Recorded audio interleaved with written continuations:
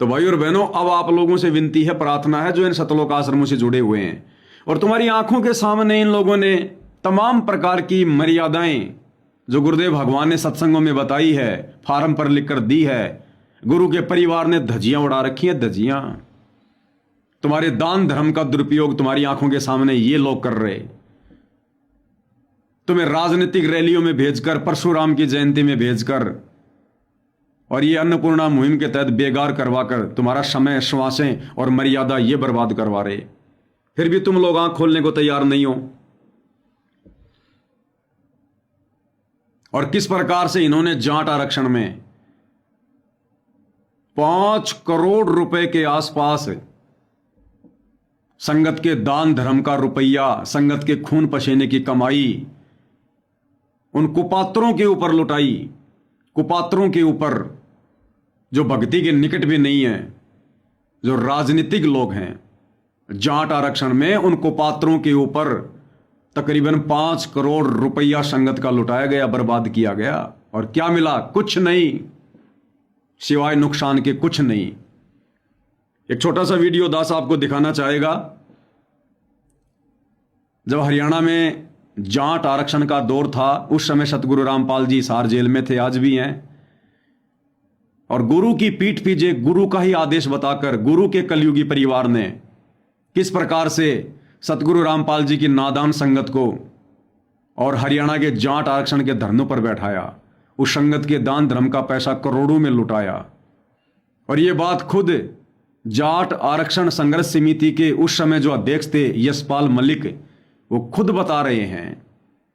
मुझ पवन दास की बात भी यकीन मत करना।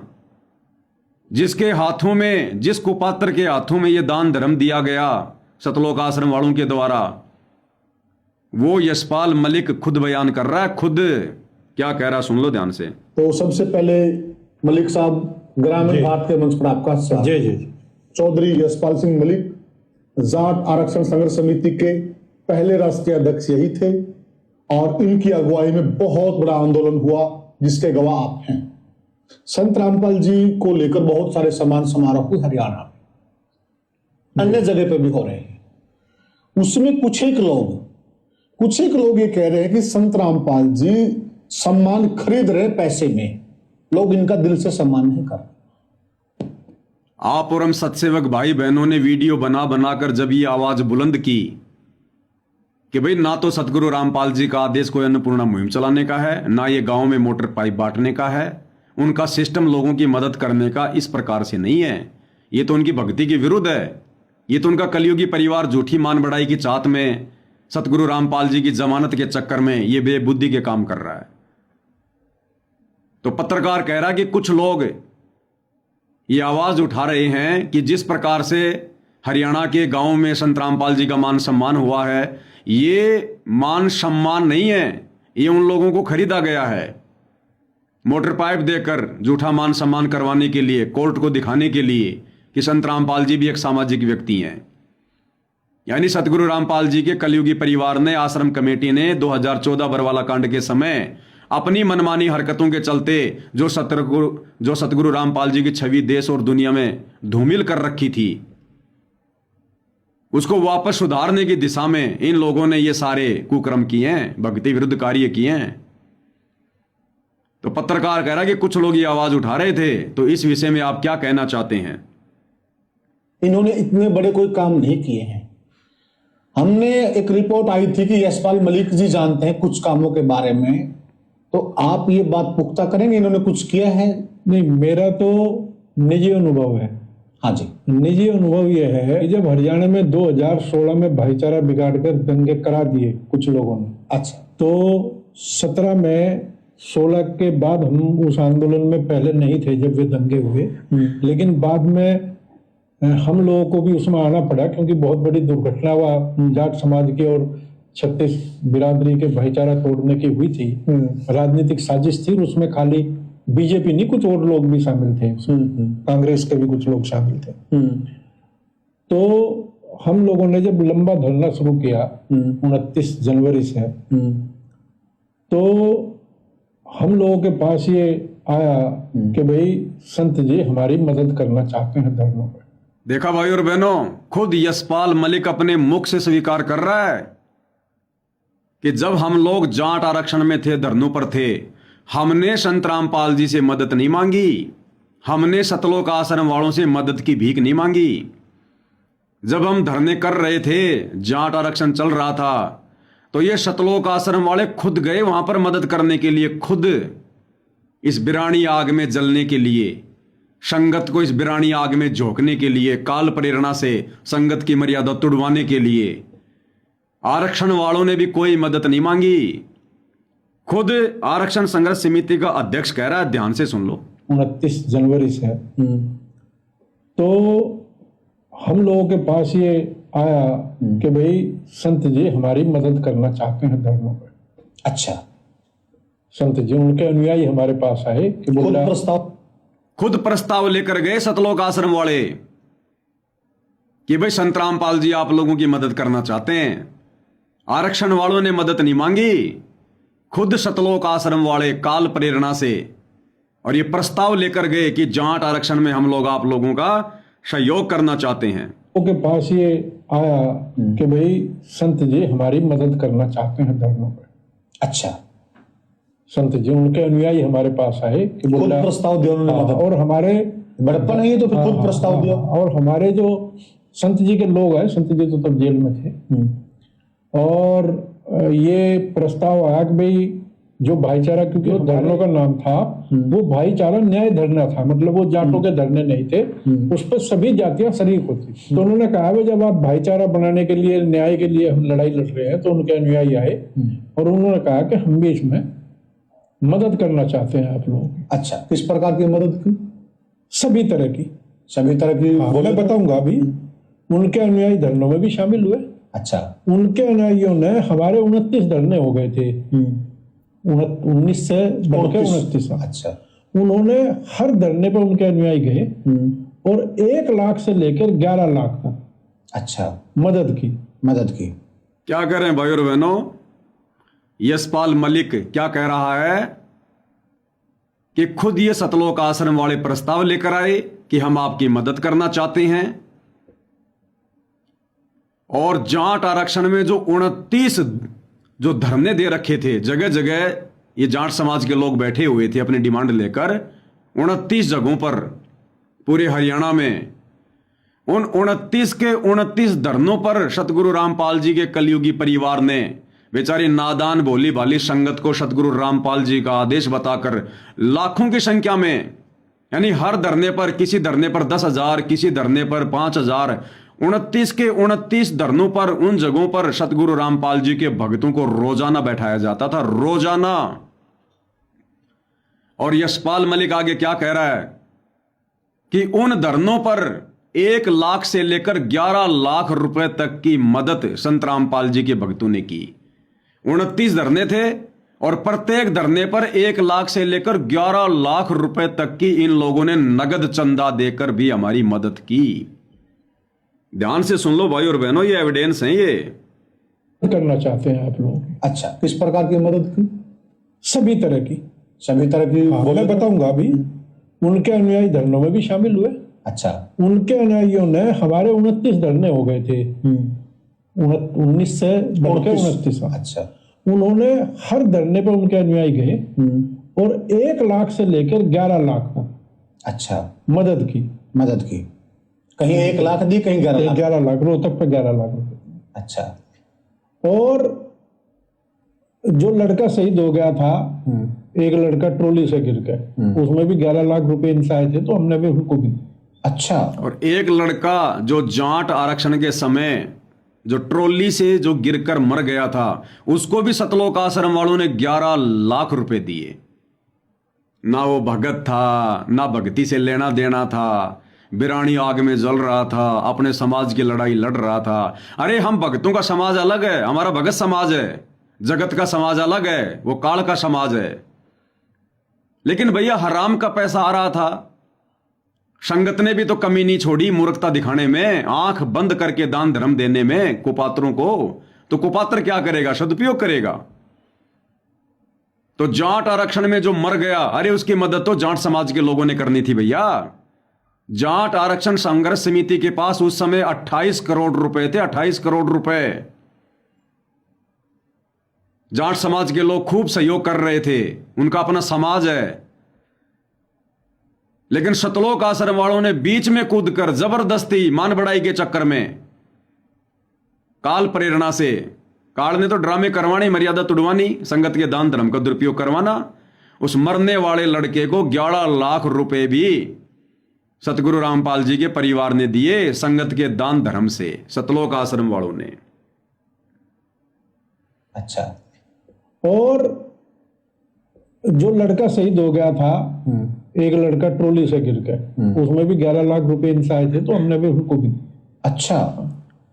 ट्रॉली से गिर के 2 मार्च को हमारा दिल्ली में धरना था, क्योंकि सरकार हमारी यहाँ सुन नहीं रही थी। 2 मार्च आगे क्या कह रहा है? 2 मार्च 2017 को दिल्ली में जाट आरक्षण संघर्ष समिति का धरना था। उस धरने पर इन्होंने क्या क्या मदद की सतलोक आश्रम वालों ने, वो भी सुनो। धरना था क्योंकि सरकार हमारी यहाँ सुन नहीं रही थी। 2 मार्च 2017 तो मैंने अनुयायियों को कहा कि भाई जनरली जो जाटों के आंदोलन होते हैं, सरदार अगर आंदोलन में शामिल हो तो खाने पीने की कोई समस्या नहीं आती। जाट जनरली खाना बनाना नहीं जानता, उसे हलवाई ले जाने पड़ते। तो मैंने कहा कि कुछ सेवा आप हमें संत साहब के आशीर्वाद से 2 मार्च को मिल जाए वहाँ प्रसाद के रूप में। हाँ, प्रसाद के रूप में। तो वहाँ उन्होंने सबको पानी की सेवा, बिस्किट की सेवा, चाय की सेवा, खाने की तो थी नहीं क्योंकि शॉर्ट कार्यक्रम था। उसके बाद हमने तय कर दिया कि हम 20 मार्च को दिल्ली जाएंगे। अच्छा। तो तब संत साहब के जो हमारे संगठन के पदाधिकारी थे, वे आज संत साहब के प्रमुख अनुयायियों में है। जो हमारा जिला अध्यक्ष था भाई राज सिंह जी, और बहुत से, मतलब राज सिंह हुड्डा। हाँ, राज सिंह हुड्डा, वो पहले जिला अध्यक्ष रोहतक वही थे। अच्छा। तो उन्होंने कहा भाई खाने का क्या इंतजाम होगा। तो हमने कहा भाई फिर संत साहब का आशीर्वाद लेंगे। तो हमने कहा जी हमें खाने के लिए, उन्होंने कहा भाई देखो वैसे तो खाना खराब हो जाएगा, अगर पूरी सब्जी बनाएंगे 24 घंटे में खराब हो जाएगा, और हम आपको गुलदाना बना के दे देंगे। गुलदाना साथियों, कहीं बूंदी भी कह देते हैं उसको। नहीं, गुलदाना बना के दे देंगे। और गुलदाना क्योंकि मीठा होता है और उसकी लाइफ 15-20 दिन 25 दिन भी होती है, महीना भी चल जाता है। तो उन्होंने कहा जी आप हमें जगह दे दो और हम गुलदाना बनाएंगे आप लोगों के लिए। लगभग 4-5 हजार अनुयायियों ने, हमने नफे सिंह राठी जी थे जो आज इस दुनिया में नहीं है। सरकार खाना बनाने की जगह हमें देना नहीं चाह रही थी कहीं भी, हमें खाना बॉर्डर पर चाहिए था बात होकर। अच्छा। तो फिर नफे सिंह राठी जी जो इस दुनिया में नहीं, हमने उनसे रिक्वेस्ट की, उन्होंने अपनी 2 वाटिका दी, सरकार के साथ अड़ के खड़े हो गए। अच्छा। और आप कुलदीप जी विश्वास, 75 लाख रुपए का देसी घी चीनी आई। 75 लाख रुपए का? क्योंकि वहां लाखों लोग जाने थे, और उसके बनाने में सिलेंडर विलेंडर जो बाकी चीजें लगी। अच्छा। हलवाइयों की तनख्वाह दी होगी, मैं तो मानता हूँ करोड़ों रुपए से ज्यादा का। उन्होंने धरनों पे तो जो सहयोग दिया था 1 लाख से 11 लाख का, वो भी करोड़ों रुपए था। अच्छा। और ये भी करोड़ों रुपए था, ये भी करोड़ों रुपए। देखा, धरणों पर जो सहयोग किया 1 लाख से 11 लाख तक, वो अलग था करोड़ों में। और जब ये जाट आरक्षण वाले जब ये दिल्ली में जा रहे थे, तो सतलोक आश्रम वालों ने जबरदस्ती इनके कहने पर मान बढ़ाई के भूखे, जूठी चौधर के भूखे, इन्होंने करोड़ों रुपए वहां पर भंडारे में लगाए, करोड़ों रुपए। अरे गुरुदेव भगवान का विधान भूल गए क्या? गुरुदेव भगवान तो कहते हैं अगर आपके घर पर कोई आ जाए तो भोजन खिला दो, जा जाके भोजन में नहीं खिलाना। और इन्होंने जा जाकर वहां पर करोड़ों रुपए संगत के दान धर्म का बर्बाद किया। अरे भैया, वो जाट अपनी लड़ाई लड़ रहे थे, अपने दम पे लड़ो ना, अपनी व्यवस्था खुद करते हो। बीच में चौधरी बनने की क्या आवश्यकता थी सतलोक आश्रम वालों को? लेकिन काल ने तो संगत के कर्म जो बिगड़वाने थे। तो करोड़ों रुपया भंडारे में, करोड़ों रुपया चंदे में, और मरने वालों को भी 11-11 लाख रुपए सतलोक आश्रम वालों ने दिए। इसको कहते हैं बिरानी आग में जलना। दुनिया से ती दोस्ती, पड़े भजन में भंग, एकाएकी राम से या साधु के संग। गुरुजी तो कहते हैं इष्ट मिले और मन मिले, मिले सकल सब रीत, कह कबीर ता जाइए रह संतन की प्रीत। और यहां बेचारी नादान संगत को, अब नादान तो नहीं कह सकते, सारे के सारे निकम्मों ने ये तत्व ज्ञान ले रखा है। तत्व ज्ञान है, साधारण संत नहीं है, तत्वदर्शी है। 1994 से इतना संघर्ष करके ज्ञान दिया है, लेकिन उस तत्व ज्ञान को आधार नहीं बनाया, और किस प्रकार से अपनी दुर्गति करवाई। तो करोड़ों रुपया भंडारे में, करोड़ों रुपया चंदे में, और आगे सुनते जाओ। रुपए था जो उन्होंने खाना बनवाया। खाना। अच्छा अच्छा। तो लेकिन एडवांस में आंदोलनकारियों के लिए तो आप दिल्ली कूच करोगे तो वहां खाना चाहिएगा जब तक आप सिस्टम बनाओगे, बिल्कुल बिल्कुल खाने वाने का सिस्टम बनाओगे बिल्कुल जब तक। तो वो लगभग वो भी करोड़ों रुपए का उन्होंने तैयार रखा है। और वो हमारा जो फैसला है वो 19 तारीख को हो गया। फैसले के बाद वो सारा गुलदाना हर धरने पे भिजवा, धरने हमने 3 दिन लेट उठाए। अच्छा। सारे धरनों पे गुलदाना संत साहब के शिष्य ने बांटा और सब जगह। और फिर जब हम नींव रख रहे थे छोटूराम धाम की, अब आगे सुनो। उसके बाद जब ये जाट आरक्षण संघर्ष समिति वाले छोटू राम धाम की नींव रख रहे थे, छोटू राम इनके कोई किसान मसीहा हैं जाट समाज के, और अब वे इस दुनिया में नहीं है, और जो इस दुनिया में नहीं रहता वो मुर्दों की श्रेणी में होता है। और जब छोटू राम का धाम बनाने लगे जाट समाज के लोग, जिसको गुरुजी समाधि पूजा कहते हैं, जिस समाधि को ना पूजने के लिए हमें नियम बताते हैं कि बच्चों हमने कोई समाधि नहीं पूजनी, ये जाट समाज के लोग उसका धाम बना रहे थे, उसकी समाधि बना रहे थे, और उसमें भी कई लाखों रुपया इन बेबुद्धि के इंसान शतलोक आश्रम वालों ने गुरु का वचन तोड़ते हुए, गुरुदेव तो हमें किसी समाधि पर जाने से मना करते हैं, इन शतलोक आश्रम वालों ने तो संगत के दान धर्म से छोटू राम की समाधि में भी सहयोग कर दिया। सुनते जाओ। छोटूराम धाम की और सब जगह। और फिर जब हम नींव रख रहे थे छोटूराम धाम की, तो हमने उनसे आशा की कि भाई इसमें भी आप हमारी मदद करोगे। तो कई हजार लोग तो वहां भाग लेने आए। अच्छा। भीड़ बहुत थी। और जब छोटू राम धाम की नींव डाली जा रही थी, आन उपासना का जो केंद्र बन रहा था, समाधि बनाई जा रही थी, तो यशपाल मलिक कह रहा कि संत रामपाल जी के कई हजारों की संख्या में भगत तो वहां पर भाग लेने आए थे, अपनी मर्यादा तोड़वाने गए थे, गुरु जी के वचन की धज्जियां उड़ाने गए थे, कई हजारों की संख्या में। अरे तुम भगतों के गांव वाले अगर अपने गांव में किसी की समाधि बनाने जा रहे हो तो तुम जाओगे क्या वहां पर? शामिल होगे?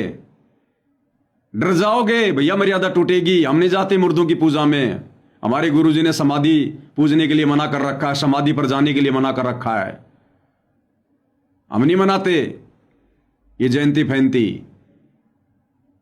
और शतलोक आश्रमों से जुड़े सतगुरु रामपाल जी के भगत कई हजारों की संख्या में जब जाट आरक्षण संघर्ष समिति के द्वारा छोटू राम धाम की यानी वो समाधि बनाई जा रही थी, नींव डाली जा रही थी, कई हजारों की संख्या में तो भगत वहां पर शामिल होने गए थे, शामिल होने के लिए।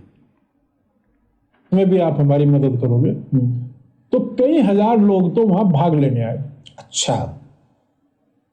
भीड़ बहुत थी। और 15 लाख रुपए नींव रखते टाइम भी, अच्छा, संत साहब ने छोटूराम धाम की नींव रखते टाइम भी दान दिया। और 15 लाख रुपए इन शतलोक आश्रम वालों ने, बेबुद्धि के इंसानों ने, इन काल के दूतों ने 15 लाख रुपए जब छोटू राम की समाधि बनाई जा रही थी, धाम बनाया जा रहा था, 15 लाख रुपए का सहयोग किया, 15 लाख रुपए का।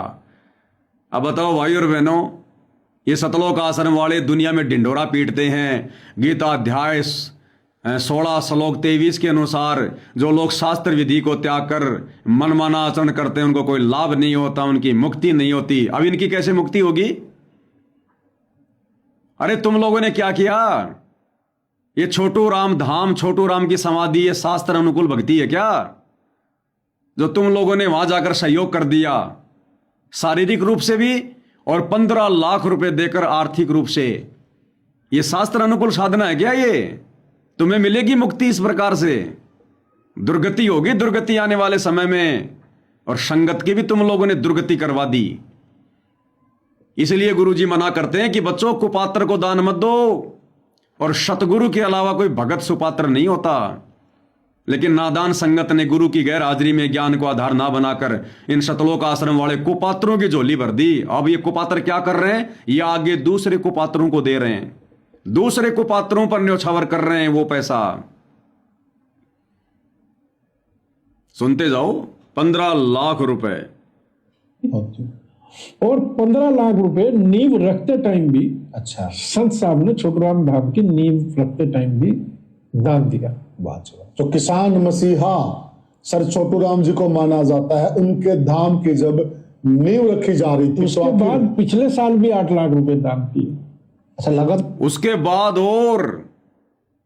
उसके बाद यशपाल मलिक कह रहा कि 15 लाख तो दिए छोटूराम धाम के लिए, उसके बाद 8 लाख रुपए और दिए।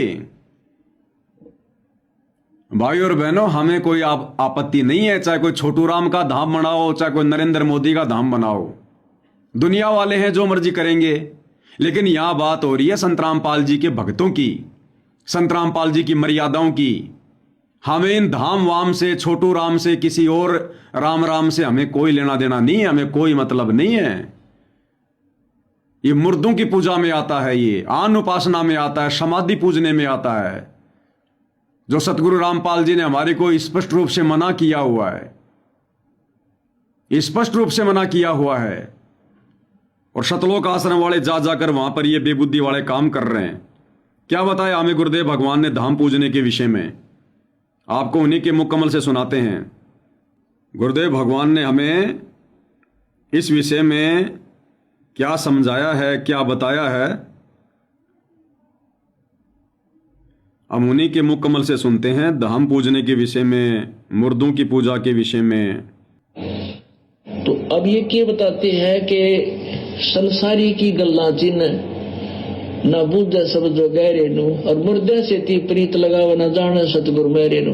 अब जैसे अब कोई हरिदास ने पूजा, कोई गरीबदास ने पूजा है, और कोई किताब बालाजी जा है, कोई किताब और अब पुण्यात्माओं या कोई गांव में बाबा रहा होगा, उसकी मंडी बना रही, उसने पूजे। अब जैसे संत गरीबदास जी महाराज या हरिदास जी थे, तो उस समय जो उनके संग में रहे, उन्होंने उनको वो ज्ञान दिया, भक्ति दी, आशीर्वाद दिया और उनको लाभ दिया। अब जैसे अब वो चले गए, अब उनकी मंडी बनाकर, उनका यादगार बनाकर वहां पूजर जोत लाओ, क्या मिलेगा? हमसे नहीं। क्या कह रहे हैं गुरुदेव?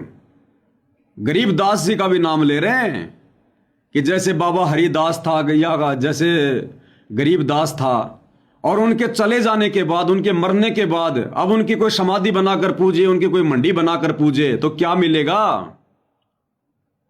तो जाट समाज वाले छोटू राम की समाधि बना रहे थे, छोटू राम धाम बना रहे थे।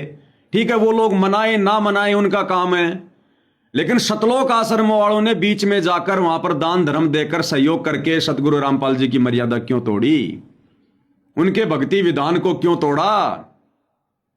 ऐसे ठगता है काल। क्या कह रहे हैं गुरुदेव? न जाने सतगुरु मेरे नु। अब जैसे अब कोई हरिदास ने पूजा, कोई गरीबदास ने पूजा है, और कोई किताब बालाजी जा है, कोई किताब और अब पुण्यात्माओं या कोई गांव में बाबा रहा होगा, उसकी मंडी बना रही, उसने पूजे।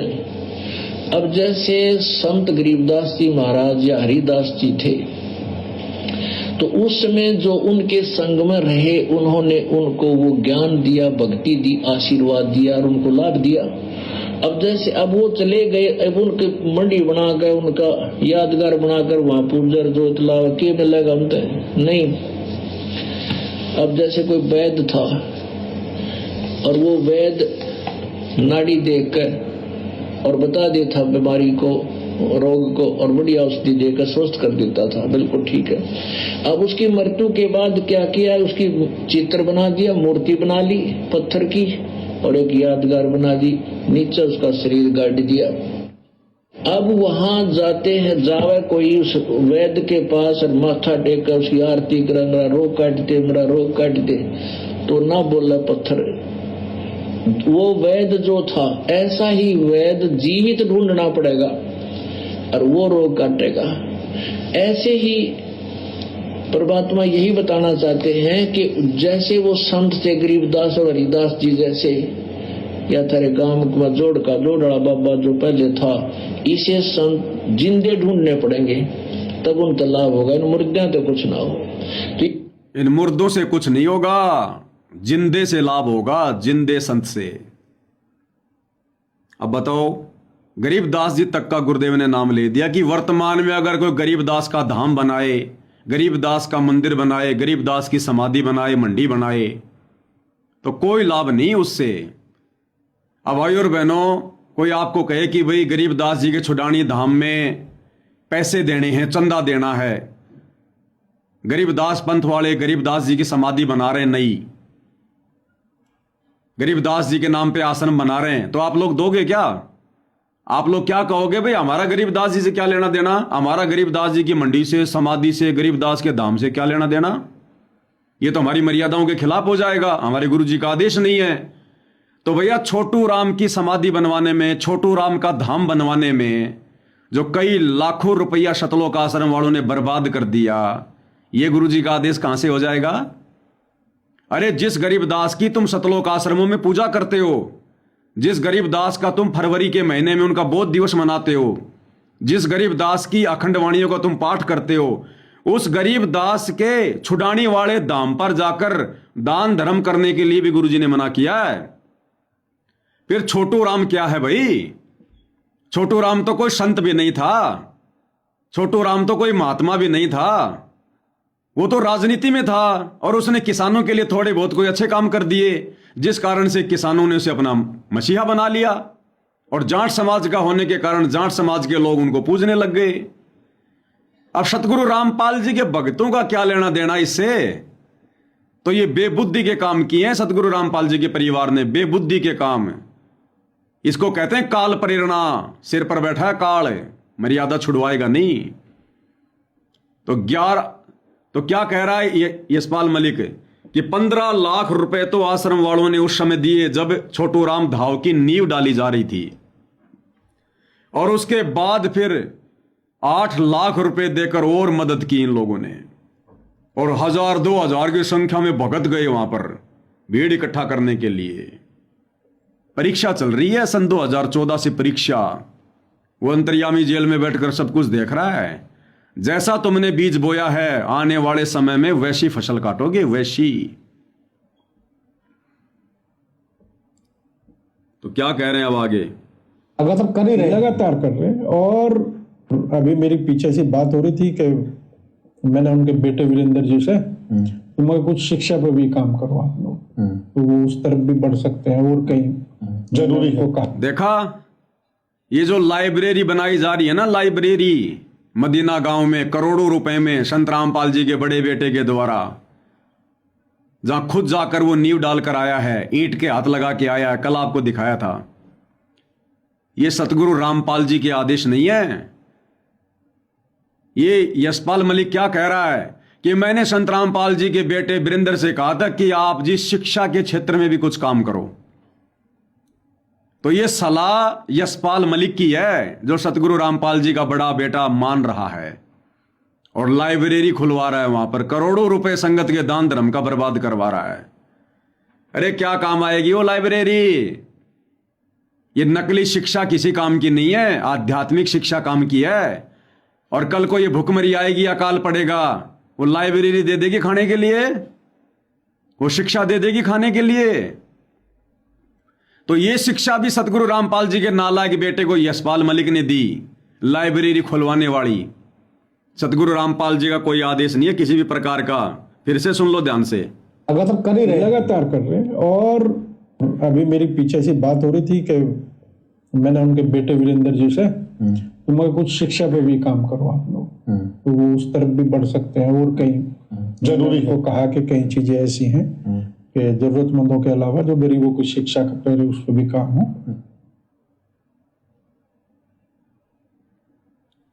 तो ये है भाई और बहनों पूरा का पूरा षड्यंत्र काल का। ये करोड़ों रुपया भगत समाज के दान धर्म का इनको पात्र सतलोक आश्रम वालों ने इस प्रकार से दुनिया पर लुटाया है। इस प्रकार से लोगों की समाधि बनाने में, धाम बनाने में, धरनों पर लाइब्रेरी बनवाने में ये ऐसे बर्बाद किया है। और काल यही चाहता है, जितना दान धर्म बर्बाद होगा संगत के, उतने तो कर्म फूटेंगे। और काल तो ये चाहता है कि इनके कर्म फूटे, बस कर्म फूटेंगे तो फिर क्या होगा, आपत्ति आएगी। फिर ये हाथ फैलाएंगे, गुरु जी दया करो, गुरु जी दया करो। गुरु जी कह देंगे बेटा तुमने मेरे ऊपर दया करी? अरे बच्चों, मैंने तुम्हें 1994 से इतना ज्ञान दिया, तुमने मेरे ऊपर दया करी क्या मेरे ज्ञान को आधार बनाकर? अब मैं तुम्हारे ऊपर कैसे दया करूंगा? तो संगत ने अपने पैर के ऊपर कुल्हाड़ी मार ली है। इसलिए हम लोग ये अंतिम चांस के रूप में, अंतिम मौके के रूप में गुरुदेव की प्रेरणा से सतलोक आश्रमों से जुड़े भाई बहनों को, उन नादानों को जो गलतियां कर चुके हैं, जो वर्तमान में कर रहे हैं, या इन गलतियां करने वाले संत रामपाल जी के परिवार वालों की कुसंगति में पड़े या आश्रमों में जा रहे हैं, उनसे विनती कर रहे हैं कि निकल जाओ और जितना जल्दी हो सके, जितना जल्दी हो सके इन कुपात्रों की, काल के दूतों की कुसंगति से बाहर निकल जाओ, सात संगति से जुड़ जाओ, मर्यादा में रहकर गुरु की गैर हाजिरी में घर को आश्रम बनाकर ज्ञान को आधार बना के भक्ति करो, वरना दुर्गति तुम्हारे दरवाजे पर खड़ी है। दरवाजे पर आने वाले समय में भीख मांगनी पड़ेगी, भीख लाले पड़ जाएंगे। गुरु के भरोसे मत रहना, कहीं सोचो कि हमारे गुरु जी दया कर देंगे, गुरु जी दया कर देंगे। गुरु जी के दया करने का तरीका क्या है, उससे तुम कोसों दूर बैठे हो, कोसों दूर।